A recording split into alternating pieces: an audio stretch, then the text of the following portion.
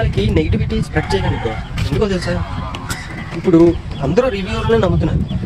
అలాంటప్పుడు మనం రివ్యూ కూడా మంచిగా చెప్పాలి. అలాంటిది బాగున్న సినిమా కూడా బాగోలేదని చెప్తున్నారు జనాలు. ఆ రివ్యూ చూసి బాగోలేదు అని నమ్మి సినిమాకి వెళ్ళడం మానేస్తున్నారు. అసలు బాగున్న సినిమా కూడా ఈ రోజు లైఫ్ లేకుండా పోయింది అనమాట.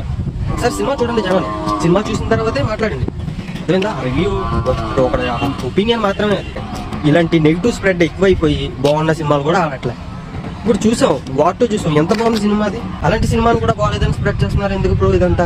ఇంకొన్నాళ్ళు ఉంటే కనుక సినిమా కూడా చచ్చిపోతాయి, క్లోజ్ అనమాట. సో నెగిటివిటీ స్ప్రెడ్ చేయకండి, చూడండి, చూసిన తర్వాతే మాట్లాడండి. బాగుంది మీ పక్కలకి చెప్పండి. మౌత్ టాక్ ద్వారా వెళ్తుంది సినిమా.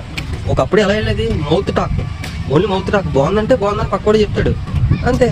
అలా మౌత్ టాక్ బట్టే సినిమాలన్నీ వెళ్ళాయి, బిగ్గెస్ట్ హిట్ అయ్యాయి.